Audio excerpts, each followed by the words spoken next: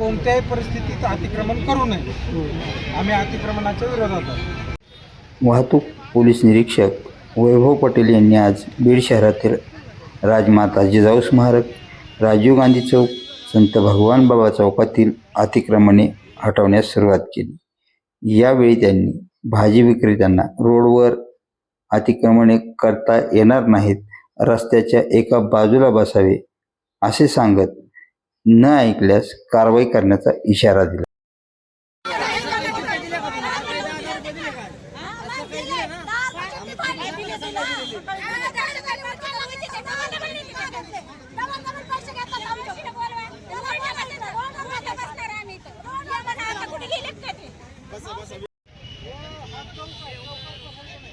अतिक्रमणे हटवत असताना या ठिकाणी भाजी विक्रेते, फळ विक्रेते आणि या ठिकाणी लावण्यात येणाऱ्या गाडेवाल्यांनी वैभव पाटलांसमोर आपली कैफियत आपल्या शब्दात व्यक्त केली.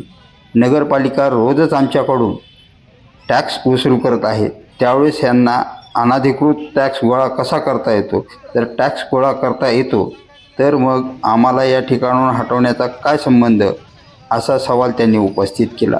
मात्र वैभव पाटील यांनी या सर्व भाजी विक्रेते, फळ विक्रेते, गाडी लावणाऱ्यांना योग्य प्रकारे मार्गदर्शन करा. नागरिकांच्या सुविधेसाठी आहे. भाजी विक्रेते किंवा फळ विक्रेत्यांसाठी ही जागा नाही. या ठिकाणी आपण केलेल्या गर्दीमुळे अपघाताचे प्रमाण वाढले आहे. का यामुळे नागरिकांना जसा धोका आहे तसा तुम्हालाही धोका आहे. त्यामुळे मुख्य रस्त्यावर तुम्हाला अतिक्रमणे करता येणार नाहीत. या रस्त्याच्या दुसऱ्या बाजूला छोट्या रस्त्यावर तुम्ही आपली भाजी विक्री करू शकता.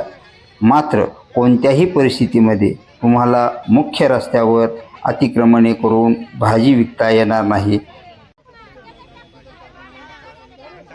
उद्यापासून आपण आपल्याला दिलेल्या रस्त्यावर आणि जागेवरच भाजी विक्री करावी, अन्यथा उद्यापासून आपल्यावर कायद्याने आणि दंडात्मक कारवाई करण्यात येईल, असा समज आणि मार्गदर्शन यावेळी वैभव पाटील यांनी उपस्थितांना दिले. मात्र प्रश्न हा आहे की नगरपालिका कोणत्या आधारावर यांच्याकडून टॅक्स वसूल करते, हे मात्र महत्त्वाचे. सगळी रहदारी ह्या राजीव गांधी चौकातून जाते आणि इथं खूप अतिक्रमणामुळे त्रास होत होता सर्वसामान्य नागरिकांना रहदारीसाठी. आपले ट्रॅफिकचे नेहमी पोलीस इथं असतात, परंतु ते तरी किती ॲडजस्ट करणार, म्हणजे जागाच कमी पडत होती.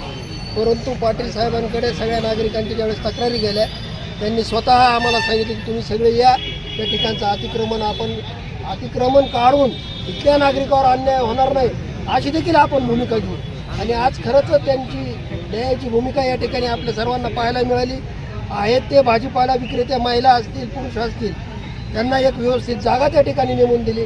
रस्त्यावर कोणीही सिमेंट रोडवर त्यांचे भाजीपाल्याचे गाड्या असतील अथवा किंवा ते ट्रे असतील ते मांडणार नाहीत, असं त्या ठिकाणी त्या सर्वांनी आपल्या साहेबांना, सगळ्यांना आणि नागरिकांना शब्द दिला.